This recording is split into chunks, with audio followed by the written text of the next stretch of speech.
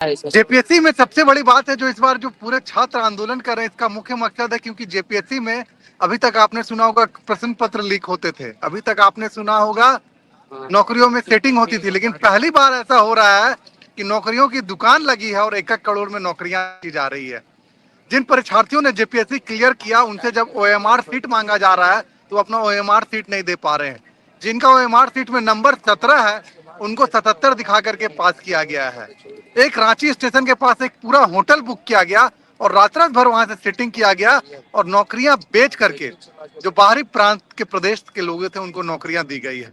इसको लेकर के झारखंड के छात्रों में, मूल निवासियों में, आदिवासियों में बहुत ही ज्यादा उबाल है और आज दिल्ली में जंतर मंतर की तर्ज पर रांची के जयपाल सिंह मुंडा स्टेडियम में जमे हुए हैं और इसमें हेमंत सोरेन का इस्तीफा चाहते हैं और सीबीआई जांच चाहते हैं।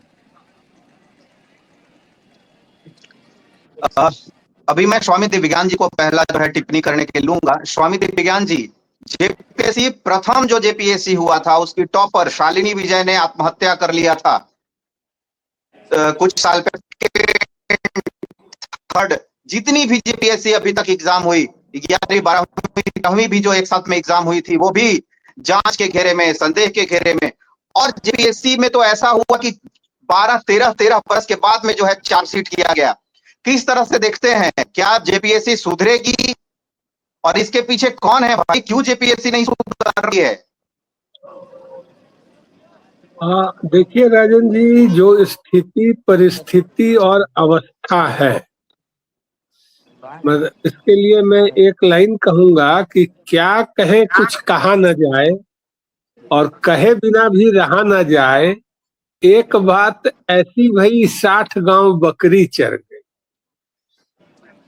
अगर पूरी तरह से देखा जाए इसे तो जो फाइंडिंग है कि कोई भी जेपीएससी का एग्जाम जो है वो स्मूथली कंडक्ट नहीं हुआ है। वहां मुख्यमंत्री के चेहरे बदल जाते हैं, लेकिन जो घोटालेबाज हैं वो वहां टिके रह जाते हैं और बड़े बड़े चेहरे और बड़े बड़े नाम वहां सामने आते हैं, लेकिन कोई कार्रवाई हो नहीं पाती है। दूसरे जेपीएससी का जो मामला आया है, अभी तक 2 साल हो गए हैं, मैंने अपने अखबार में भी लिखा था, 60 नाम है और 2 साल से मामला है और कोर्ट में अभी तक सीबीआई उसका चार्जशीट तक दाखिल नहीं कर पाई है कोर्ट में। तो ये समस्या सिर्फ 14वीं जेपीएससी का नहीं है, ये सभी जेपीएससी का है। और देखिएगा आगे चल करके इस पर कोई कार्रवाई होगी नहीं, कहीं पर मामला अटक जाएगा। अभी छात्र का आंदोलन है तो एक्टिविटी सीआईडी की भी जबरदस्त, लेकिन कुछ दिनों के बाद आप देखेंगे ये भी मामला गताल खाते में चला जाएगा, ऐसा मेरे को लगता है। जेपीएससी, सुमन जी आपके तरफ आएंगे। जेपीएससी जो दूसरी, तीसरी और चौथी थी, इसकी एग्जाम जो है एक साथ ली गई थी 2012 में और 2024 में 60 लोगों पर चार्जशीट दायर किया गया। इतनी देरी क्यों? यदि 2012 का एग्जाम है तो 12 साल में चार्जशीट, और बीच में तो बीजेपी की भी सरकार रही थी सुमन जी। बिल्कुल, मेरा एकदम स्पष्ट कहना है कि भारतीय जनता पार्टी ने इस बार अपना स्टैंड क्लियर किया है। साफ साफ शब्दों में बीजेपी ने कहा है कि 2000 या 2002 से जब से जेपीएससी का एग्जाम चल रहा है 2026 तक जितने जेपीएससी की परीक्षा हुई आप सबकी जांच कराइए।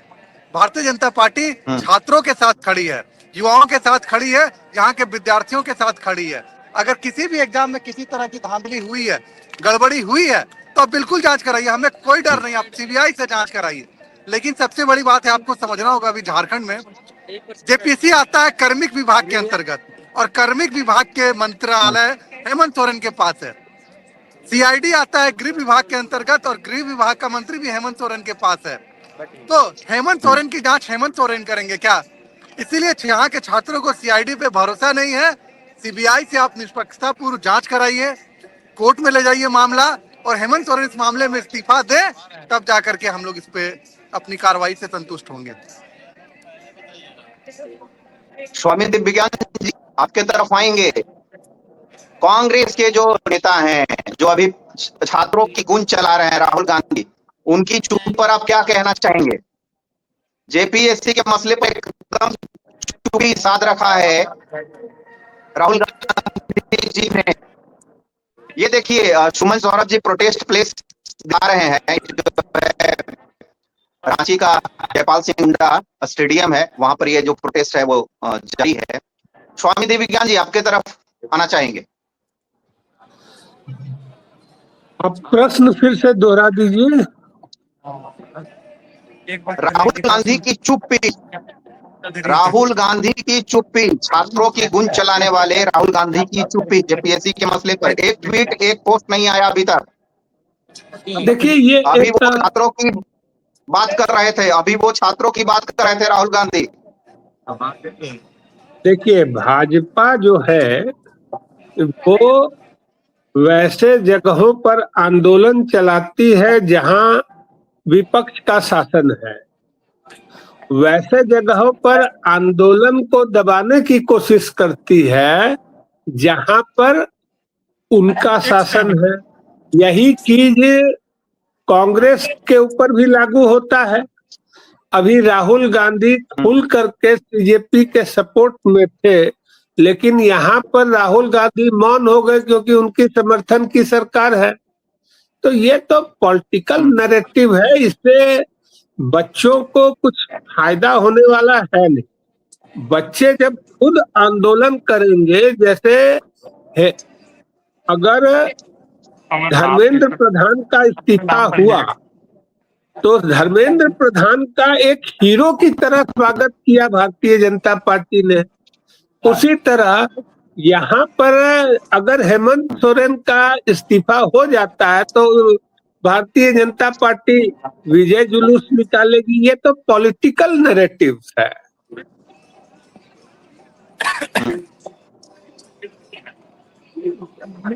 सुमन जी क्या कहेंगे?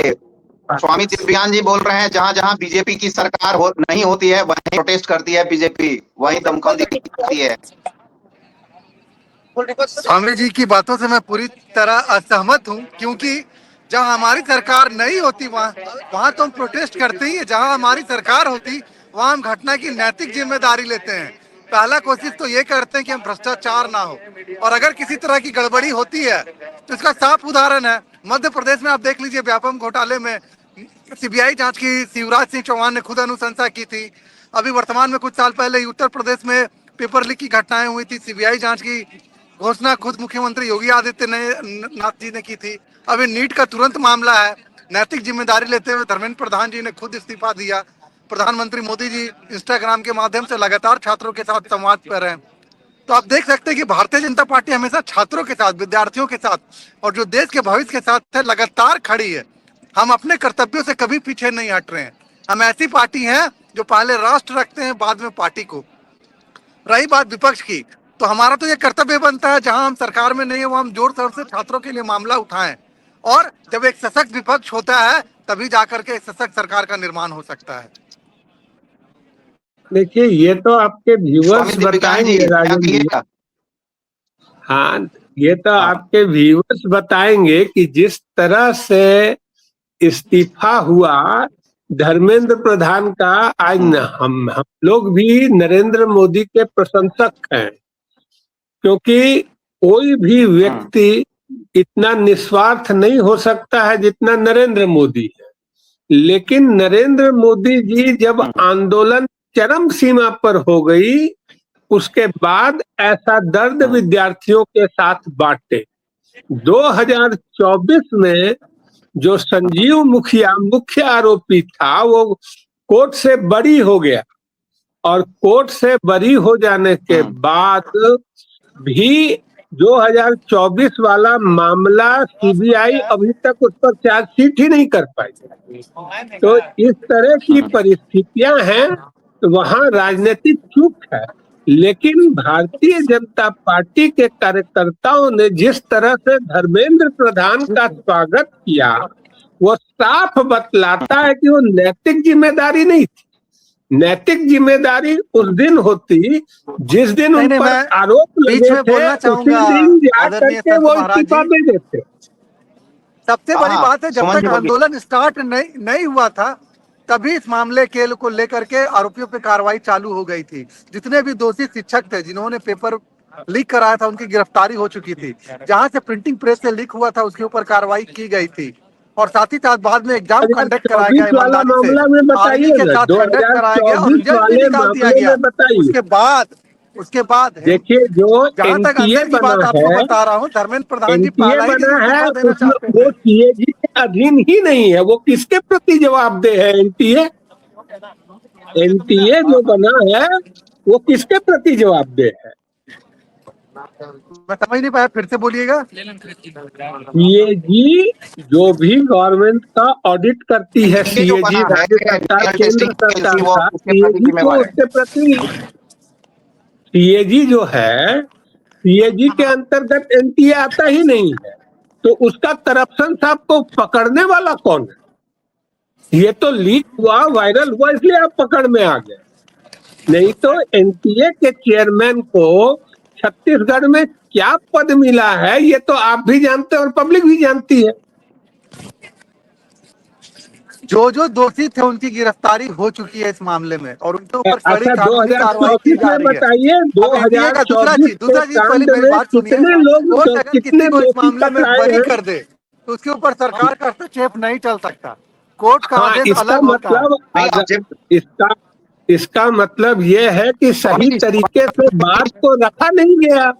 अगर आप वकील भी हैं, अगर स्वामी बात जी, को सही तरीके से प्लीड नहीं किया जाएगा तो जज का जजमेंट क्या आएगा?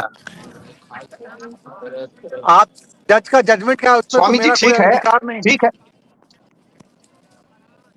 स्वामी जी, ठीक है। एनटीए की बात हुई, धर्मेंद्र प्रधान की भी बात हुई, सीजेपी की बात हुई। धर्मेंद्र प्रधान ने इस्तीफा भी दिया। सुमन जी का कहना है नैतिक जिम्मेवारी लेते हुए दिया, लेकिन समाज जानती है या लोग जानते हैं कि किसके कारण दिया, प्रोटेस्ट के कारण करना पड़ा। सुमन जी, हम वापस आ रहे हैं जेपीएससी आंदोलन की तरफ। जेपीएससी आंदोलन में भी देखा जा रहा है कि तीन फाट में एक्चुअली दो फाट तो सामने दिखाई दे रहा है। कल जो है बहुत सारे विद्यार्थी जहां पर जेएलकेएम के देवेंद्र महतो बैठे हुए हैं, उनसे उन्होंने किनारे लगा लिया। अभी जो है मोराबादी में क्या स्थिति है? जेएलकेएम अलग बैठी हुई है, जो आम छात्र हैं वो अलग बैठे हुए हैं, क्या स्थिति है? मोराबादी में स्थिति है कि अभी छात्र ग्रुप एक जगह बैठा है और जेएलकेएम मोराबादी नहीं, मैं सुधार करना चाहूंगा, यह जयपाल सिंह मुंडा स्टेडियम कचहरी चौक के बगल में। यहाँ सबसे पहले छात्र लोग एक ही जगह बैठे थे। बाद में जेएलकेएम के कुछ नेताओं के कारण या छात्रों के बीच उनकी सहमति नहीं बनी तो छात्र लोग अभी अलग जगह बैठे हैं, जिनमें मुख्यतः जेपीएससी के परीक्षार्थी हैं और रांची में रहने वाले छात्र हैं। और जेएलकेएम के लोग दूसरी जगह बैठे हैं जहां पर देवेंद्र नाथ महतो जी खुद आमरण अनशन पर बैठे हुए हैं। दूसरी तरफ छात्रों का प्रदर्शन है जहां पर खुद जयपाल सिंह मुंडा जी की प्रतिमा लगी हुई है उसके सामने। और आज छात्रों ने रांची में मसाल जुलूस निकाला था, करीब 2000 से ज्यादा की संख्या थी। छात्रों की स्पष्ट मांग है मुख्यमंत्री हेमंत सोरेन इस्तीफा दे और सीबीआई जांच की मांग हो और जेपीएससी में एक कड़ा बोर्ड बने, एक ऐसा नियम बने कि हमेशा आगामी कार्यक्रमों में पारदर्शिता रहे, लोगों को दिखे कौन एग्जाम दे रहा हो, मार्कशीट कहाँ से रिलीज हो रही है, किसका क्या रोल नंबर है, कितने अंक ला रहे हैं, इंटरव्यू में किसको बुलाया जा रहा है, किसका रिजल्ट पेंडिंग है। सबसे बड़ी समस्या है कि जेपीएससी की आधा से अधिक वैकेंसियां कोर्ट के चक्कर लगाते रहती हैं, एग्जाम ही नहीं हो पाता है, उसमें कुछ ना कुछ त्रुटि रह जाती है और आधा से अधिक नियुक्तियां कोर्ट के चक्कर में फंस जाती है। जैसे कि मैं अभी देख पा रहा था कि 34 मुकदमे 7वीं से 10वीं जब जेपीएससी हुआ, 34 मुकदमे दायर हुए, जिसमें 14 मामले को खारिज कर दिया गया, 20 मामले अभी भी विचाराधीन है, रिजल्ट भी जारी कर दिया गया, वो अलग बात है। लेकिन जो कानूनी पेच है, स्वामी दिव्यज्ञान जी की तरफ आना चाहेंगे। मेरा आपसे यही है, जेएलकेएम जो बैठी है वो अलग बैठ गई, छात्र उससे किनारे लगा लिए, ये किस तरह की पॉलिटिक्स चल रही है रांची के अंदर में? देखिए, यह जो आरंभ हुआ था, जो सीजेपी का प्रोटेस्ट हुआ था और एक खरसावां में एक व्यक्ति पकड़ा गया, वहां से इसका लिंक निकलता है। और इसको सबसे पहले जेएलके के नेता देवेंद्र नाथ महतो ने इसको सबसे पहले उठाया। तो जब मान लीजिए किसी नहीं नहीं आंदोलन नहीं, की इसमें मैं शुरुआत, बोलना चाहूंगा देवेंद्र नाथ महतो ने नहीं उठाया, मामला छात्रों ने ही उठाया था। जेपीएससी नहीं, के मामले में पहला जो छात्र सबसे पहले बयान आया, मोरहाबादी में, जो नहीं नहीं पब्लिक गुरुजी, मैं ओपिनियन क्लियर आया, करना चाहूंगा, मैं वही था, छात्रों ने उठाया, लेकिन छात्र मीडिया के सामने आते नहीं नहीं है, थोड़ा कैरियर का डर होता है, और वहां देवेंद्र नाथ महतो जी चेहरा बन करके मीडिया के सामने बोले। लेकिन देवेंद्र नाथ महतो जी पहला आदमी नहीं है जिन्होंने आंदोलन स्टार्ट किया। नहीं, आंदोलन जो स्टार्ट करने सामने वाले आया मुख्यतः जेपीएससी पब्लिक के ही डोमेन छात्र हैं। में जो आया, पब्लिक डोमेन में जो बातें आई देवेंद्र नाथ महतो के द्वारा ही आई, और उसके बाद मीडिया में उसको पब्लिसिटी मिली।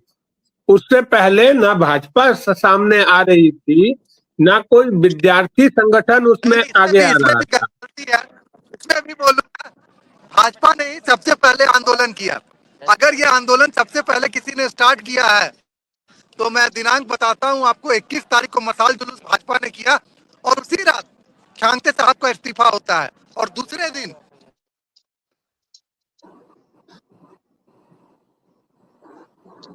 तो थोड़ी जो है नेटवर्क की बाधा है। स्वामी दिव्यज्ञान जी, क्या आप सुन पा रहे हैं मुझे? नहीं, मैं उनकी बातें नहीं सुन पा रहा, उनका वीडियो पॉज हो गया है।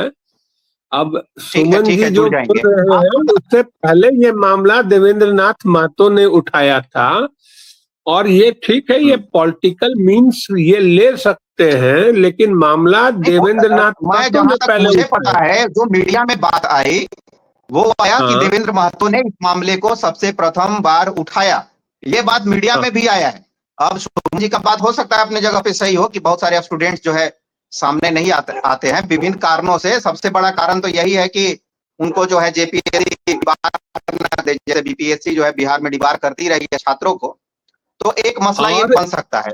आप अपना बात और कंटिन्यू ये कीजिए। भाजपा उठा सकती थी, लेकिन भाजपा ने खुद क्या किया कि जो उसके प्रदेश अध्यक्ष थे युवा मोर्चा के, क्योंकि इसको एक्टिवेट कर सकते थे, शशांक राज, उनको युवा मोर्चा से, मैंने अभी वर्तमान में कार्यकारी वही है, लेकिन उनको प्रदेश कार्य समिति में ले जाया गया। तो यहाँ भाजपा की दूरदृष्टि भी दिख रही है।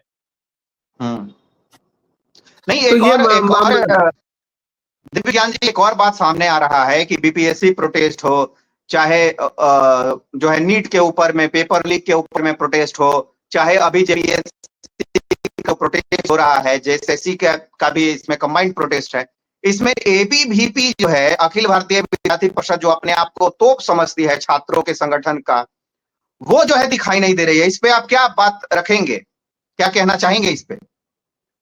इस पर अलग से एक चर्चा की जा सकती है कि पिछले 1.5 साल में इंट्रा कोलिजन हो रहा है बीजेपी, एबीवीपी और आरएसएस में। आरएसएस तो न्यूट्रल है, लेकिन बीजेपी और अखिल भारतीय विद्यार्थी परिषद में रिलेशनशिप प्रॉपर डेवलप नहीं हो पा रहा है। जो इंटरनल डेवलपमेंट्स होता था वो झारखंड में नील है। जो सपोर्ट मिलता था, जो पॉलिटिकल सपोर्ट एनएसयूआई को मिलता है। दिव्यज्ञान जी, ये भी देखा गया कि जो है राहुल गांधी पर आप टिप्पणी नहीं कर रहे हैं। राहुल गांधी जो हैं, जो छात्रों की गूंज नाम जो है अपना आंदोलन चला रहे हैं एक अलग से। आज नीट के जो पीड़ित माता पिता हैं, छात्र हैं, उनसे भी मिले। जाहिर सी बात है, मिलना भी चाहिए। जो अगर कहीं पे सुसाइड हुआ तो जाकर वहां पर मिलना चाहिए, माता पिता से मिलना चाहिए। लेकिन राहुल गांधी जेपीएससी जैसे इस बड़े मसले पे, जब इनकी बहुत सारे समय पे इनके ज्वाइंट सरकार भी रही, इस बहुत बड़े मसले पे जो है वो चुप्पी साधे हुए हैं। देखिए, अगर जेपीएससी के मसले पर चुप्पी साधे, उनकी पॉलिटिकल मजबूरी है। मैं बोला ना कि जैसे उत्तर प्रदेश में, उत्तराखंड में हर जगह पेपर लीक हुए और वहां पर कांग्रेस या विपक्ष उसका विरोध करेगा, और यहाँ पॉलिटिकल मजबूरी है राहुल गांधी की कि यहाँ पर उनकी सरकार गठबंधन की है, तो यहाँ पर मेरे को नहीं लगता है कि राहुल गांधी किसी भी प्रकार का हस्तक्षेप करेंगे, या कोई भी कांग्रेस का नेता, मेरे कई कांग्रेसी नेता से बात हुई है तो वो किसी तरह से अपने सरकार को बचाए रखने का प्रयास करेंगे और कुछ शब्द इधर उधर का बोल देंगे, लेकिन कोई भी बड़े नेता इस पर कमेंट कर ही नहीं सकते, उनकी पॉलिटिकल मजबूरी है। जैसे रामविलास पासवान की जो पार्टी है, चिराग पासवान जिसके राष्ट्रीय अध्यक्ष हैं, राष्ट्रीय लोक जनशक्ति पार्टी, या जीतन राम मांझी की पार्टी है, ये लोग एनटीए के मामले में, नीट के मामले में कुछ नहीं बोलेंगे क्योंकि वो कोलिजन में है। और यहाँ पर भी कोलिजन की सरकार बनी हुई है, गठबंधन की सरकार है, तो गठबंधन के जो सहयोगी हैं वो बोल ही नहीं सकते हैं। अच्छा, अब मैं लास्ट सेगमेंट में पहुंच रहा हूं। जेपीएससी के जो अध्यक्ष है एल ख्यांगते, 6-7 महीना तक जेपीएससी का चेयरमैन का पद रिक्त रहा। यहाँ तक कि गया में श्राद्ध कार्यक्रम कराया जेपीएससी के जो अभ्यर्थी हैं कि भाई आपसे तो कुछ हो नहीं रहा है, तो जेपीएससी का ही श्राद्ध किया गया। तमाम फोटोज भी वायरल हुए। एल ख्यांगते को बहुत एक्सपेक्टेशन से, बहुत आकांक्षी एक समझ सकते हैं, बहुत ही आशा की किरण से लाया गया था कि भाई ख्यांगते साहब जो है वो जेपीएससी में जो चल रहा है धांधली उसको दूर करेंगे। लेकिन जिस तरीके से एक जो टीडीपीएल नाम की एजेंसी, अगर मैं ठीक पढ़ पा रहा हूं, मैं अभी नोट कर रहा था कुछ देर पहले, एक टीडीपीएल नाम की जो है कंपनी, टीडीपीएल नाम की कंपनी के यहाँ पर जब सीआईडी छापा मारती है तो कई ओएमआर सीट मिलते बच्चों के, हेरा फेरी की जाती है। तो मेरा अंतिम सवाल यही है कि क्या जेपीएससी का चेयरमैन का पुनर्नियुक्ति किसी अच्छे व्यक्ति का होगा? क्या एल ख्यांगते को एकदम नौकरी से हटाया जाएगा? अभी तो खैर वो इस्तीफा दे दिए हैं चेयरमैन के पद से। और जो पूर्व में जो 2012 का सेकेंड जेपीएससी का जो मामला है, जो 12 साल के बाद में चार्जशीट हुआ है, क्या उन मामलों में तेजी आएगी? आपको क्या लग रहा है, या फिर ऐसा ही ढाक के 3 पात रह जाएगा? देखिए, कोई भी आईएएस आज तक सजा याफ्ता हुआ है क्या? किसी भी आईएएस को आप देखिएगा, शायद अगर 10,000 आईएएस अफसर पर अगर चार्जेस लगेगा या 1,000 चार्जेस लगेगा, शायद ही एक आध पर ये रहता है। क्योंकि जो वो कभी भी करेगा सिग्नेचर, तो जो अन्य लोग होंगे उनके सिग्नेचर के बात करेगा। और जेपीएससी की एक बात मैं और आपको बता दूं कि वहां जो 3 सदस्य थे जेपीएससी के, उन्होंने उस पर जो रिजल्ट था उस पर सिग्नेचर नहीं किया है, तो वो उसमें आराम से बचते हुए निकल जाएंगे जो तीनों सदस्य हैं। और जो मुख्य आरोपी जो सजा होगी वो देखिएगा, जो एग्जामिनेशन कंट्रोलर पर उंगलियां उठेंगी आगे चल करके, जो सिस्टम्स का मैं अनुमान लगा रहा हूं, मैं पुख्ता सबूत के साथ इस विषय को नहीं बोल सकता हूं, तो उन पर उंगलियां उठेंगी, जो छोटी मछलियां पकड़ी जाएंगी और जो बड़े जो लोग होंगे वो आराम से बच निकलेंगे। और एल ख्यांगते एक ईमानदार पुलिस ऑफिसर्स के तौर पर जाने जाते हैं। इससे पहले उनके रीजन में कभी भी कोई भी उन पर आरोप नहीं लगे, कोई भी घोटाले के आरोप नहीं लगे, और एक अच्छे ऑफिसर्स माने जाते हैं। और अभी तक सीधे सरल और अच्छे स्वभाव के ऑफिसर्स में से माने जाते थे इस आरोप से पहले। यहाँ तो अंतिम जो बिंदु है उसे आइए, क्या जो चार्जशीट दायर किया गया है 2012 के मामले में, उसको फास्ट ट्रैक कोर्ट में ले जाया जाएगा जैसा कि मोदी जी दावा किए हैं? क्या यहाँ के लिए भी वो फास्ट ट्रैक कोर्ट काम करेगा? क्या जो पुराने जेपीएससी मामले जो में लटके हुए हैं, क्या उन पर जो है कुछ ठोस कदम उठाया जाएगा? मेरे को लगता है ये आंदोलन बात नहीं बनेगा ना। देखिए, आप जो बोल रहे हैं, ये आंदोलन कुछ दिन हवा में आएगा और ये मैं आपको लिख के दे रहा हूं, नोट कर लीजिएगा। हेमंत सोरेन का इस्तीफा नहीं होगा। यहाँ पर कुछ एक कमेटी बन जाएगी और फिर ये भी जो चीजें हैं वो भी, मेरा जो अनुमान है झारखंड में अनुभव का, वो भी जैसे अभी नीट के मामले में हुआ है, बहुत अच्छा अच्छा ऐसा बना है, वैसा ही एक कमेटी बन जाएगी। और हो सकता है कि इस जो ये जेपीएससी का जो एग्जाम हुआ है, इसके बाद वाला जो एग्जाम हो वो काफी अच्छे तरीके से होगा, ऐसा मेरा मानना है। लेकिन पुराने मामले को देखिएगा कि ना किसी को हटाया जाएगा और ना कुछ होगा। मामला हो सकता है हाई कोर्ट में हो जाए तो उसको सुप्रीम कोर्ट स्टे दे देगा और धीरे धीरे करके जो भी लोग आए हैं, क्या कि ऐसे ऐसे लोग उसमें, पॉलिटिकल फैमिलीज के भी लोग ऐसे फंसे हैं जिनको निकालने का उपाय जरूर लोग सोचेंगे टेक्निकली। ये मेरा अपना अनुमान है, ऐसा मैं फाइनल वर्डिक्ट नहीं दे सकता हूं, ऐसा मेरा अनुमान है पास्ट के एक्सपीरियंसेस को देखते हुए।